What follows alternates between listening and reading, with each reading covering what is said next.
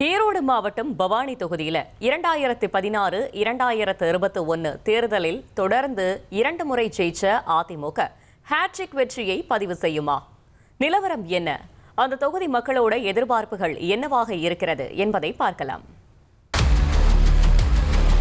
மக்களே, உங்க தொகுதி பத்தி கொஞ்சம் தெரிஞ்சுக்கோங்க. பவானி சட்டப்பேரவை தொகுதி ஈரோடு மாவட்டத்தில் பவானி, சலங்கப்பாளையம், நெருஞ்சிப்பேட்டை, அம்மாப்பேட்டை, ஆப்பக்கூடல், உலகடம், ஜம்பை உள்ளிட்ட பகுதிகளை உள்ளடக்கின தொகுதி. பவானி, அமுத நதி, காவிரின்னு 3 நதிகளும் கூடுற பவானி கூடுதுறை சங்கமேஸ்வரர் கோயில் அமைஞ்சிருக்கிற தொகுதி.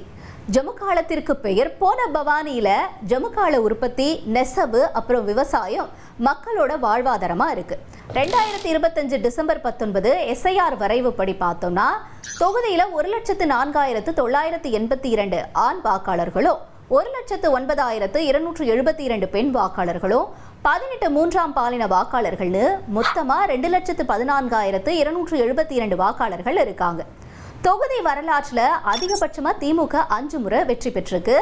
அதுக்கு அடுத்தபடியா அதிமுக 4 முறையும், காங்கிரஸ் 4 முறையும், ஜனதா கட்சி அப்புறம் தமிழ்நாடு உழைப்பாளர் கட்சி 1 முறையும் ஜெயிச்சிருக்காங்க. தொகுதியில சிட்டிங் MLA-வா இருக்கிறவரு அதிமுகவை சேர்ந்த KC கருப்பண்ணன். 2001 தேர்தலில் அதிமுக வேட்பாளரா முதல் முறையா ஜெயிச்சவரு 2006 தேர்தலில் தோல்வி அடைஞ்சிட்டாரு.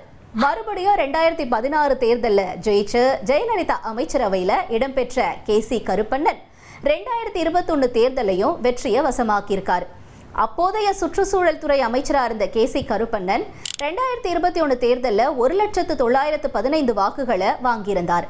அவருக்கு எதிராக போட்டியிட்ட திமுக வேட்பாளர் துரைராஜ் 78,392 வாக்குகளை பெற்று தோல்வியை தழுவியிருந்தாங்க. கொங்கு மண்டலத்துல முக்கிய தொகுதியா இருக்கக்கூடிய பவானிய அதிமுக கிட்ட இருந்து பறிச்சிடணும்னு திமுக வியூகத்தை தீவிரமாக்க எதிரணியில யார் யார் போட்டியிட போறாங்கன்ற எதிர்பார்ப்போடு பரபரப்பாக இருக்கு பவானி தேர்தல் களம்.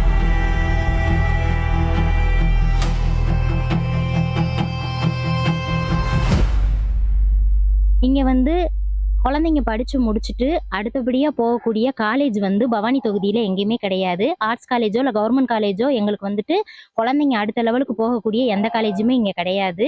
குழந்தைங்க இப்போ ஸ்கூல் லெவலில் நல்லா படிக்கிறாங்க. கவர்மெண்ட் எங்களுக்கு நிறைய பண்ணி கொடுத்துருக்காங்க.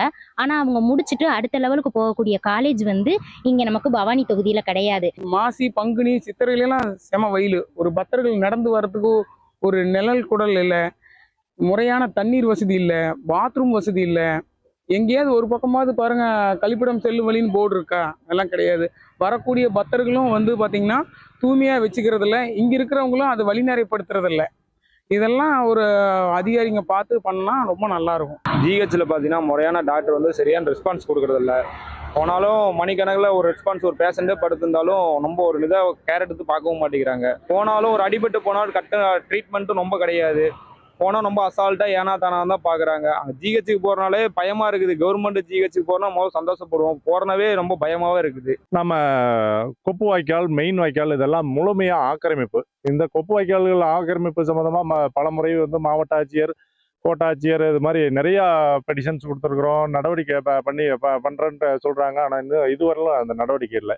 எங்களுக்கு மேட்டூர் வலதுகரை வாய்க்காலில் முழுமையாக அந்த ஆக்கிரமிப்புகளை அளந்து எடுத்து கொடுத்தாங்கனாவே இங்கே எங்களுக்கு தண்ணியினுடைய தேவைகள் எங்களுக்கு என்ன தேவை இருக்குதோ அதை நாங்கள் பயன்படுத்திக்கிற அளவுக்கு பண்ணிக்க முடியும். விவசாயிகளுக்கு சரியான விலை கிடைக்க மாட்டேங்குது. மயிலம்பாடி, பவானி, பெரியபுள்ளியூர் இதெல்லாம் எங்களுக்கு சரியான குடோனே கிடையாது. எங்களுக்கு விவசாயிகளுக்கு சரியான விலை கிடைக்க மாட்டேங்குது. அதனால நாங்கள் குடோன் இல்லாமல் நாங்கள் நிறைய பருத்தி, ராகி, உளுந்து இதெல்லாம் காய போடுறதுக்கு எதுவுமே குடோனுங்கிறதே கிடையாது. நெல்லெல்லாம் எடுக்கிறதெல்லாம் வீடு கட்டி இப்படி வாய்க்கால் பராமரிப்பு இல்லாத, தண்ணி வராத ரொம்ப சிரமமாக இருக்குதுங்க. ஒரு வெள்ளாம் பாதி வெள்ளாம் விளைஞ்சதுமே தண்ணி நிறுத்திடுறாங்க. அது நம்மளுக்கு வெள்ளாமே எடுக்க முடியறது இல்லைங்க. அது வேற என்னத்தைங்க சொல்றது? அது ஒருத்தரும் பராமரிப்பு பண்ண மாட்டேங்கிறாங்க. யாருட்டு சொன்னாலும் எந்த ஆட்சி வந்தாலுமே அதை எடுத்து செய்யறதுக்கு ஆள் இல்லைங்க.